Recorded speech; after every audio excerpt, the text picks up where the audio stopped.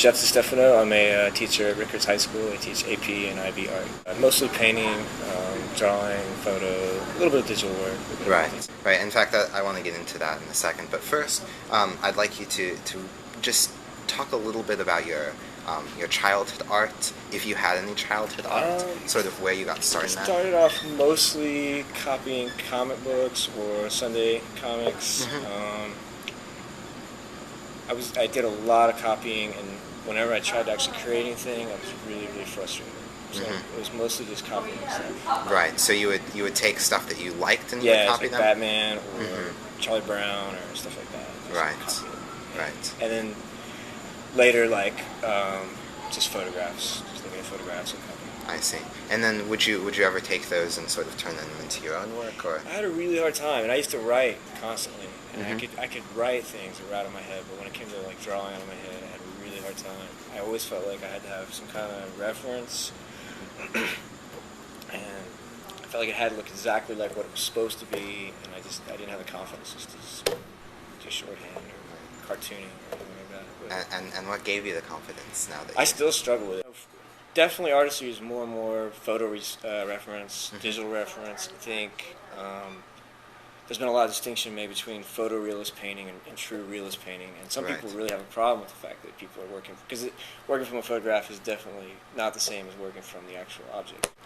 There's a whole lot of talk about that kind of thing, about what happens when you work from a photograph. There's people like Gerhard Richter, who's a German painter, who makes his paintings look like photographs, but a lot of people think that looks like reality. But that's a problem that people have. They think of a photograph as reality.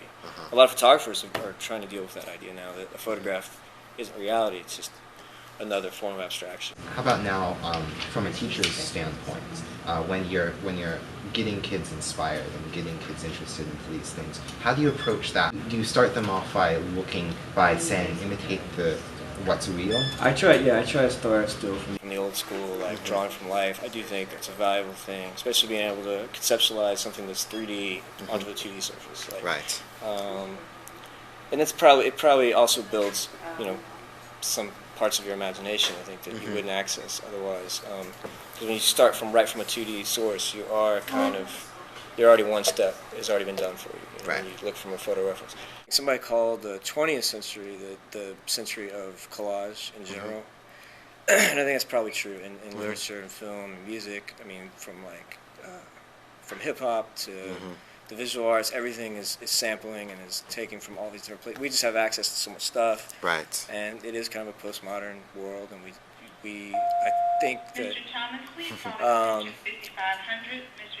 copyright's already gray, and I think it's just going to get grayer. The distribution of art is changing rapidly, and I don't know if you can comment on that. Do you think it would be important to teach your students that, sort of as time moves on? How to distribute, how to market themselves or distribute themselves, build a brand, as it were. Yeah.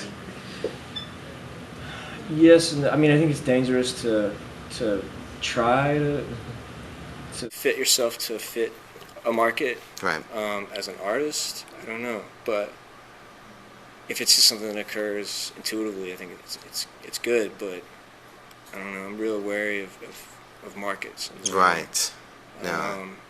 Those times when I didn't really want to get involved in anything digital, really, but because I just saw it as not what I wanted to do. But like you said, it's a tool, and it just starts. I don't know. It won me over, I guess. As a tool, just to look at my own work and manipulate it, and then rework it in the studio later. It's been really good. And just for obviously just taking pictures with a digital camera and then tweaking them in Photoshop before I paint from them, stuff like that. There's stuff that I probably wouldn't have allowed myself to do if I hadn't played around with it first. All right. Well, thank you so much. That was great. Yeah, that was wonderful. Thanks a lot.